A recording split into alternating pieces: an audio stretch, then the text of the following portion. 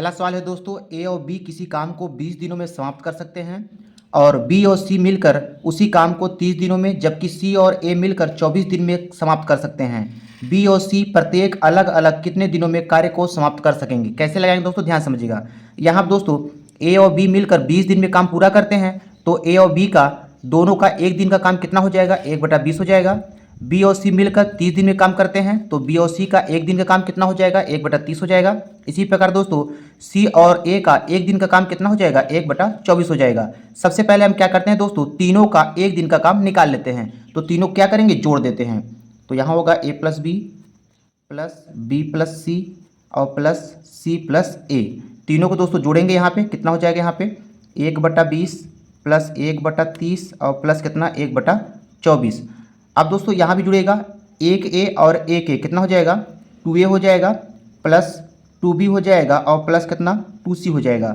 दो कॉमन कर लेंगे, क्या बचेगा? a + b + c बचेगा, बराबर। इधर दोस्तों लघुत्तम लेंगे, 20, 30 और 24 का लघुत्तम लेंगे दोस्तों, कितना आएगा? 120 आएगा। 20 छम 120 हो जाएगा और 30 चौके 120 हो जाएगा, 24 पंचे 120 होगा। अब दोस्तों यहाँ पे हम तीनों का एक दिन का काम निकालते हैं, तो a + b + c का मान निकालते हैं, तो दो गुणा में इधर आएगा, भाग हो जाएगा। तो a + b + c बराबर हो जाएगा दोस्तों 6 4 10 5 15, 15 बटा कितना हो जाएगा? 120 गुणते कितना 2 हो जाएगा। तो a + b + c बराबर 15 × 15, 15 × 8 120 हो जाएगा, 1/16 आ गया।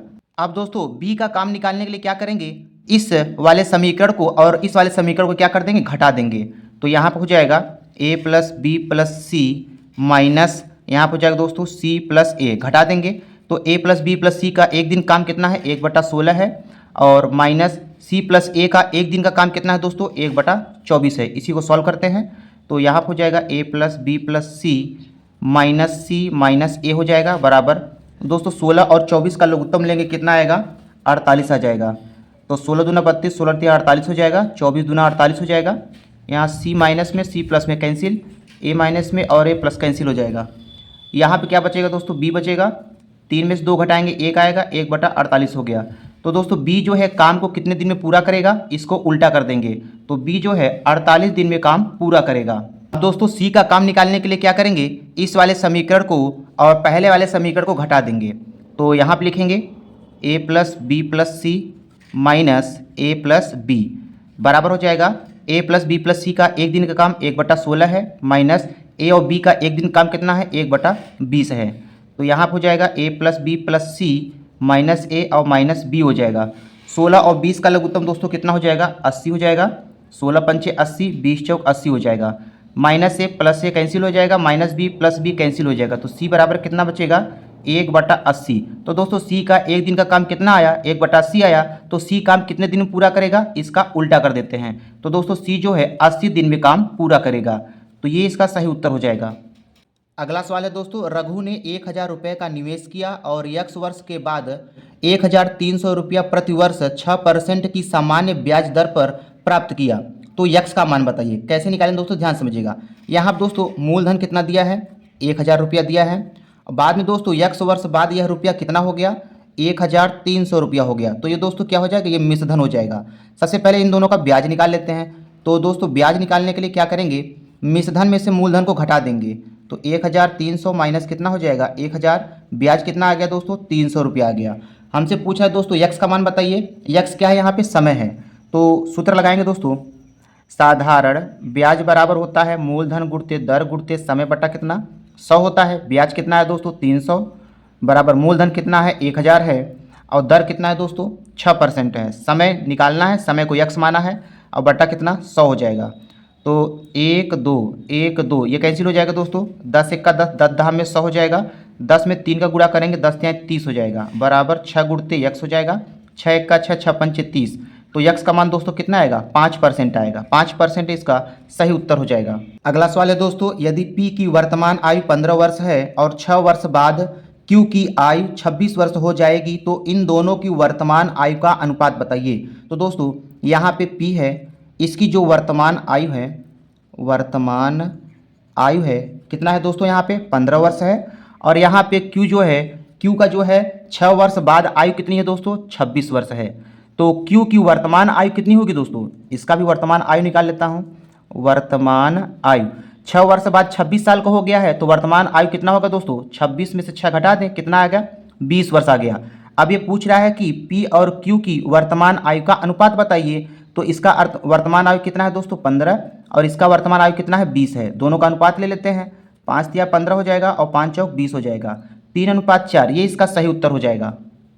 अगला सवाल है दोस्तों, पहले 50 प्राकृतिक संख्याओं का मध्यमान बताइए। तो दोस्तों मध्यमान को औसत भी कहा जाता है। तो दोस्तों हम सूत्र जानते हैं कि प्रथम n प्राकृतिक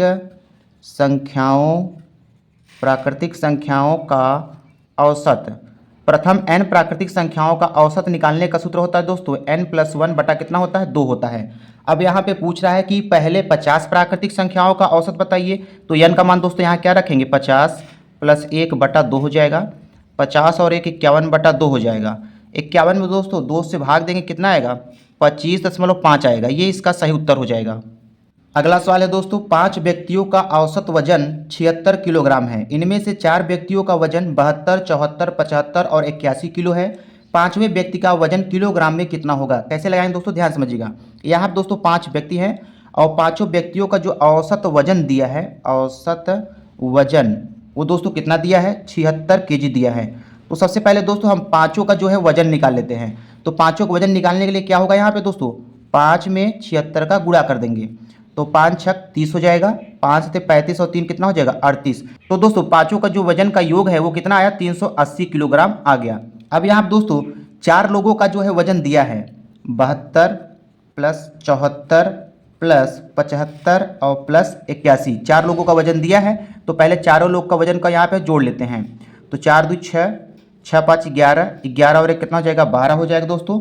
जोड़ेंगे कितना आएगा, 302 आ जाएगा। अब यहाँ पूछ रहा है कि पाँचवें व्यक्ति का भार कितना होगा, पाँचवें व्यक्ति का वजन। यहाँ पे दोस्तों पाँचवें व्यक्ति का वजन निकालने के लिए क्या करेंगे, 380 kg में 302 kg को क्या कर देंगे, घटा देंगे। तो 380 में 302 को घटाएंगे, कितना आएगा दोस्तों, 78 kg आएगा। तो पाँचवें व्यक्ति का जो वजन होगा वो 78 किलोग्राम होगा, ये इसका सही उत्तर हो जाएगा।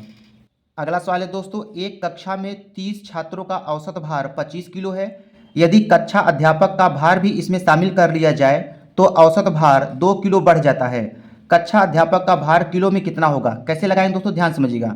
यहाँ पर दोस्तों पहले 30 छात्र थे और 30 छात्र का जो औसत भार है वो कितना है दोस्तों, 25 किलो है। सबसे पहले हम इनका दोस्तों योग निकाल लेते हैं। तो योग निकालने के लिए क्या करेंगे, इस 30 में 25 का गुणा कर देंगे, 25 या 75 हो जाएगा, 750 हो गया। अब क्या कहता है दोस्तों, यदि इसमें कक्षा अध्यापक को भी शामिल कर लिया जाए, तो पहले 30 छात्र थे, अब कक्षा अध्यापक को भी शामिल कर लेंगे तो कुल कितने सदस्य हो जाएंगे दोस्तों, 31 सदस्य हो जाएंगे। अब कहता है जब 31 सदस्य हो गए दोस्तों तो इनके औसत भार में जो है 2 किलो जो है बढ़ जाता है। तो पहले 25 था, अब 2 किलो बढ़ जाएगा, तो 25 2 कितना हो जाएगा दोस्तों, 27 किलो हो जाएगा। अब हम दोस्तों इनका भी योग निकाल लेते हैं। तो योग निकालने के लिए क्या करेंगे, 31 में 27 का गुणा कर देंगे। तो 31 में 27 का गुणा करेंगे दोस्तों, 837 किलो आ जाएगा। अब दोस्तों पूछ रहा है कि कक्षा अध्यापक का भार कितना होगा। तो कक्षा अध्यापक का भार निकालने के लिए क्या करेंगे दोस्तों, इस 837 में 750 को घटा देंगे, 837 - 750 हो जाएगा। तो दोस्तों 837 में 750 को घटाएंगे, कितना आएगा, 87 kg आएगा। तो ये इसका सही उत्तर हो जाएगा। अगला सवाल है दोस्तों, 150 मीटर लंबी ट्रेन 54 किलोमीटर प्रति घंटा की चाल से चलकर एक प्लेटफार्म को 42 सेकंड में पार कर जाती है। तो प्लेटफार्म की लंबाई बताइए। कैसे निकालें दोस्तों, ध्यान समझिएगा। यहाँ दोस्तों जो रेलगाड़ी की लंबाई दिया है, रेलगाड़ी की लंबाई कितना दिया है दोस्तों, 150 मीटर दिया है। और प्लेटफार्म की लंबाई पूछ रहा है, तो हम दोस्तों मान लेते हैं प्लेटफार्म की जो लंबाई है, प्लेटफार्म की लंबाई बराबर दोस्तों हम मान लेते हैं x मीटर है। तो कुल लंबाई कितना हो जाएगा दोस्तों, कुल लंबाई बराबर कितना हो जाएगा, 150 + x हो जाएगा। और यह लंबाई दोस्तों दूरी का काम करेगा। अब यहाँ पे दोस्तों चाल कितना दिया है, चाल दिया है यहाँ पे 54 किलोमीटर प्रति घंटा दिया है। अब दोस्तों जैसा कि दोस्तों यहाँ पे ये लंबाइयाँ किस में है, मीटर में है, तो चाल को हम बदल लेते हैं मीटर पर सेकंड में। दोस्तों किलोमीटर प्रति घंटा को मीटर पर सेकंड बदलने के लिए 5/18 का गुणा कर देते हैं। तो 18 × 1 = 18, 18 × 3 = 54 हो जाएगा, 5 दिया कितना हो गया दोस्तों 15 मीटर प्रति सेकंड, ये आ गया रेलगाड़ी की चाल आ गया। अब दोस्तों हमसे पूछ क्या रहा है यहाँ पे, प्लेटफॉर्म की लंबाई बताइए। तो यहाँ पे चाल बराबर क्या होता है, चाल बराबर होता है दूरी बटा कितना समय। चाल कितना है दोस्तों 15 और दूरी कितना है दोस्तों यहाँ पे 150 प्लस x है। समय कितना लग रहा है 42 सेकेंड। तो 15 में 42 का गुणा करेंगे दोस्तों, 15 दूना 30, हासिल लगा 3, 15 चौका 60 और 3 कितना हो जाएगा 63 हो जाएगा, बराबर 150 प्लस x हो जाएगा।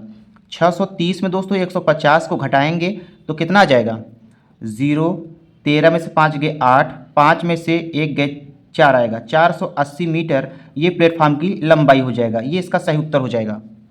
अगला सवाल है दोस्तों, एक ठेला पहले 10 किलोमीटर की दूरी 4 किलोमीटर प्रति घंटा की चाल से तय करता है और दूसरे 10 किलोमीटर की दूरी 2 किलोमीटर प्रति घंटा की चाल से तय करता है। उस ठेले की औसत चाल किलोमीटर प्रति घंटा में बताइए। कैसे निकालें दोस्तों, ध्यान समझिएगा। यहाँ दोस्तों 10 किलोमीटर की जो दूरी है, 10 किलोमीटर की दूरी जो है वो 4 किलोमीटर प्रति घंटा की चाल से तय करता है। फिर क्या करता है दोस्तों, इसी दूरी को, इसी 10 किलोमीटर की दूरी को अब क्या करता है 2 किलोमीटर प्रति घंटा की चाल से तय करता है। तो पूछ रहा है औसत चाल बताइए। जब दोस्तों दूरी समान होता है तो औसत चाल निकालने के लिए एक ट्रिक है, औसत चाल बराबर हो जाएगा 2xy बटा कितना x प्लस y हो जाएगा। एक्स वाई क्या है दोस्तों, x 4 किलोमीटर प्रति घंटा है, y क्या है 2 किलोमीटर प्रति घंटा है। मान रखते हैं 2 गुणते 4 गुणते 2 बटा 4 और 2 को जोड़ेंगे दोस्तों कितना जाएगा 6 आ जाएगा। तो 2 1 का 2, 2 3 6 हो जाएगा, 4 दूनी 8 बटा 3 आ जाएगा। तो दोस्तों 8 बटा 3 किलोमीटर प्रति घंटा आएगा। इसको दोस्तों अगर हम दशमलव में बदलेंगे तो दशमलव में बदलेंगे कितना आएगा, लगभग में 2.67 किलोमीटर प्रति घंटा आएगा। ये इसका सही उत्तर हो जाएगा। अगला सवाल है दोस्तों, एक बेलनाकार टैंक की क्षमता 3080 घन मीटर है। यदि इसके आधार की त्रिज्या 7 मीटर है तो टैंक की गहराई बताइए। गहराई का मतलब होता है दोस्तों ऊंचाई। एच का मान हमें यहाँ पे निकालना है। तो बेलनाकार टैंकी की क्षमता दिया है, क्षमता का मतलब दोस्तों इसकी आयतन हो गया। तो यहाँ पे आयतन कितना दिया है, आयतन दिया है दोस्तों 3080 घन मीटर दिया है। और बेलन का आयतन का सूत्र क्या होता है दोस्तों, पाई आर स्क्वायर एच होता है, बराबर 3080 लिख लेंगे। पाई का मान दोस्तों रखते हैं 22/7 रखते हैं, गुणते त्रिज्या का मान दोस्तों कितना दिया है 7 मीटर दिया है, तो 7 गुणते 7 हो जाएगा। गहराई मतलब ऊंचाई पूछ रहा है, तो 3080। इसी को दोस्तों सॉल्व करते हैं तो एक साथ इससे कैंसिल हो गया, 22 सत्ते कितना हो जाएगा दोस्तों 154 गुणते एच बराबर कितना हो जाएगा 3080 हो जाएगा। एच का मान निकालेंगे दोस्तों, ये हो जाएगा 3080 बटा कितना 154 हो जाएगा। 154 दोस्तों कैंसिल करें कितनी बार जाएगा 20 बार जाएगा। तो टैंक की जो गहराई है वो कितना है 20 मीटर है। ये इसका सही उत्तर हो जाएगा। अगला सवाल है दोस्तों, एक बेलन की ऊंचाई h उसके आधार की परिधि के बराबर है तो उसके वक्रपृष्ठ का क्षेत्रफल h के पदों में कितना होगा। कैसे लगाएंगे दोस्तों, ध्यान समझिएगा। यहाँ पर दोस्तों जो बेलन की ऊंचाई है वो आधार की परिधि के बराबर है। इसका मतलब परिधि का सूत्र क्या होता है दोस्तों 2πr होता है। तो 2πr का मान कितना है h है। अब यहाँ पूछता है कि बेलन का वक्रपृष्ठ का क्षेत्रफल बताइए। तो दोस्तों बेलन का जो वक्रपृष्ठ होता है, बेलन का वक्रपृष्ठ क्षेत्रफल क्या होता है 2πrh होता है।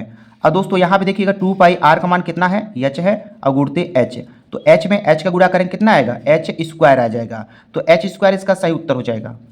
अगला सवाल है दोस्तों, 5 मीटर तथा 10 मीटर के दो खंभे जमीन पर सीधे खड़े हैं। उनके पायों के बीच की दूरी 12 मीटर है तो उनके शीर्षों के बीच की दूरी बताइए। कैसे लगाएंगे दोस्तों, ध्यान समझिएगा।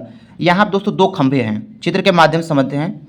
यहाँ दोस्तों दो खंभा है, एक खंभा इधर गड़ा है, एक खंभा इधर गड़ा है। तो एक खंभे की ऊंचाई कितना है दोस्तों 5 मीटर है और दोस्तों दूसरे खंभे की ऊंचाई कितना है 10 मीटर है। और ये इनका हो गया, दोनों खंभों का आधार हो गया। यहाँ पे दोस्तों दोनों खंभों के जो पायों के बीच की दूरी दिया है कितना दिया है 12 मीटर दिया है। यहाँ लिख लेते हैं 12 मीटर लिख लेते हैं। इसको दोस्तों हम कुछ इस तरह से मिला सकते हैं, इसको ऐसे मिला दिया और इसको भी हमने इसको ऐसे कुछ इस तरह से मिला दिया। इस पहले वाले खंभे के शीर्ष को दूसरे वाले खंभे के शीर्ष से ऐसे मिला दिया। अब यहाँ पे कहता है दोस्तों उनके शीर्षों के बीच की दूरी बताइए, मतलब यहाँ से लेकर यहाँ तक की बीच की दूरी ज्ञात करना है। इसको हम मान लेते हैं यक्स। तो दोस्तों ये यहाँ पे 12 मीटर है तो इसके सामने ये कितना हो जाएगा 12 मीटर हो जाएगा। और दोस्तों पूरी लंबाई कितना है 10 मीटर है तो यहाँ से लेकर यहाँ तक 5 मीटर है, तो यहाँ से लेकर यहाँ तक कितना होगा 5 मीटर हो जाएगा। तो ऊपर कितना बचेगा दोस्तों 5 मीटर यहाँ भी बचेगा। और दोस्तों यहाँ पे हम जानते हैं ये समकोण त्रिभुज बना रहा है। कोई भी खंभा हो या पेड़ हो वो कितना अंश का कोण बनाता है 90 अंश का कोण बनाता है। ये दोस्तों ये समकोण त्रिभुज का काम कर रहा है तो यहाँ पे लग जाएगा पाइथागोरस प्रमेय लग जाएगा।